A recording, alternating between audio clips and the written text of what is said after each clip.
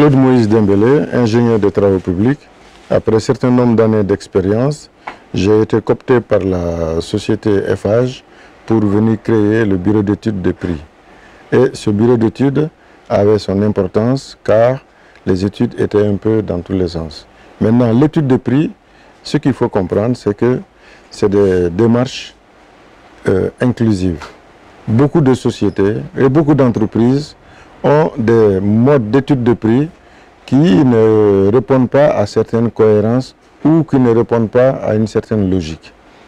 Vous savez, dans les travaux publics, je dis toujours que nous avons tendance à chiffrer a priori, c'est-à-dire avant de savoir qu'est-ce qui va se réaliser, car nous n'avons que des informations sur plan, et de constater le résultat a posteriori, c'est-à-dire après réalisation.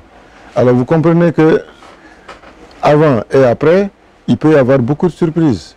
Parce qu'avant, ne détenant pas toutes les informations ou assez d'informations pour réaliser l'ouvrage, et pourtant nous devons donner un prix. Alors, qu'est-ce qui se passe? Généralement, on ne cherche pas, généralement, on essaye d'estimer ou de donner des prix forfaitaires.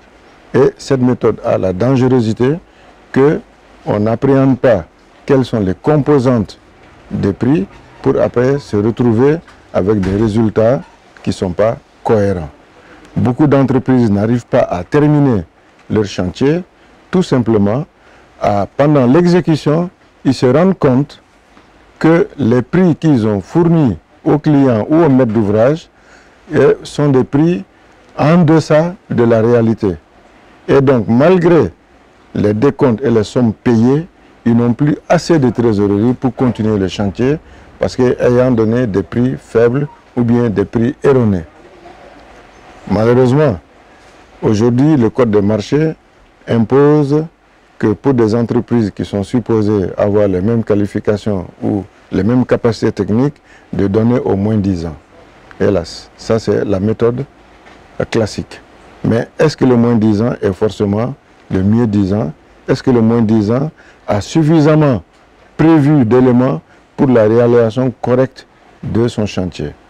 C'est pour cela que je propose cet ouvrage qui est amené à présenter comment, de façon rationnelle, on peut arriver à établir une étude de prix en partant des composantes des études de prix.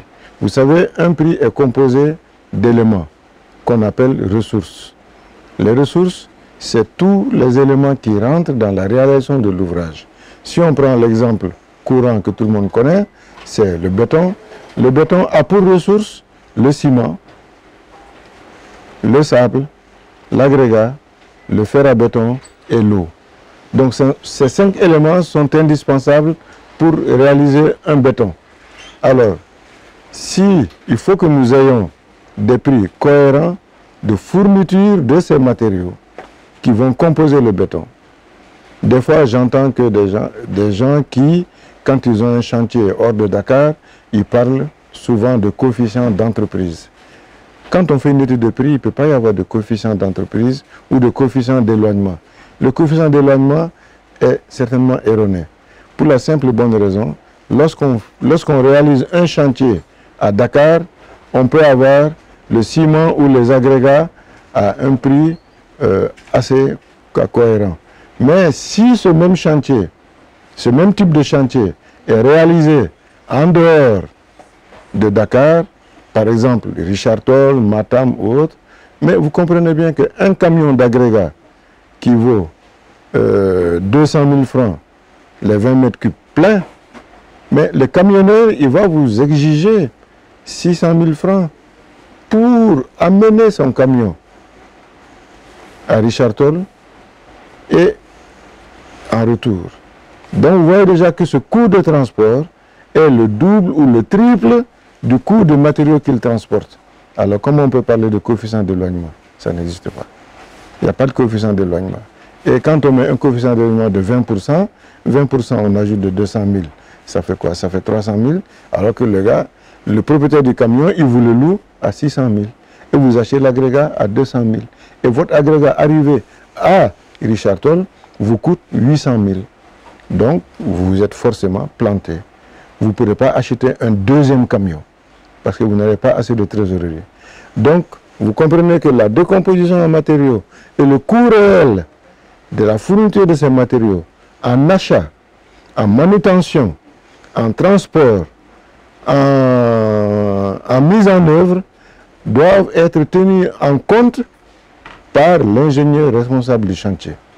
Il faut qu'il sache que j'achète mon matériau à tel prix, je le transporte à tel prix, je le charge à tel prix, et arrivé sur le chantier, je le manipule avant de le mettre dans des matériaux ou le mettre au sol.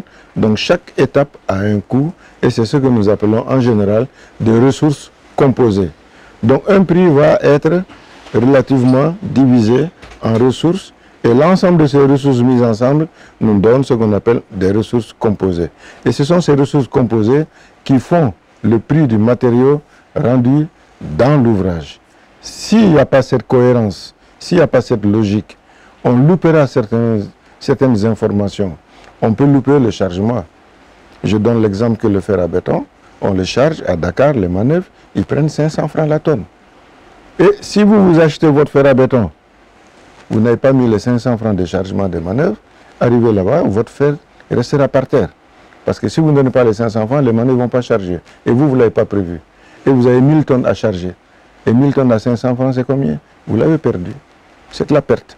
Donc, l'ingénieur d'études, l'ingénieur d'exécution sur le terrain doivent tenir compte de tous ces facteurs qui sont les frais coûtants à toutes les étapes de la manutention d'un matériau avant qu'il soit transformé en ouvrage. En ouvrage, en béton, en maison, en pont, en route ou autre. Ceci est d'une importance capitale. Maintenant, partant de cela, il y a la notion comment on vend. La vente, c'est aussi simple que quand on est en classe de CM1, prix de vente égale prix d'achat plus bénéfice. Et si j'achète à tel prix, j'ajoute mon bénéfice. Et le bénéfice sur le prix d'achat va donner ce qu'on appelle un coefficient qui est le coefficient de vente. Ce coefficient ne peut pas être fixe car aucun chantier ne se ressemble du fait de son lieu d'exécution, du fait de sa nature et du fait de l'ingénieur qui le réalise. Donc un coefficient de vente est variable en fonction des entreprises, en fonction du type d'ouvrage, en fonction des quantités de matériaux qui sont à manipuler. Tout ça donne le coefficient de vente de l'entreprise. Maintenant, certains entrepreneurs qui se contentent d'un coefficient de vente, moi mon coefficient de vente de l'entreprise c'est 1,25. Eh bien oui, ça peut être juste, comme ça peut être foncièrement faux, parce que rendu à tel ou tel endroit, quand vous ferez le vrai coefficient entre le rapport prix de vente, prix d'achat plus le bénéfice, vous verrez que ça vous revient le coefficient à plus de 25%.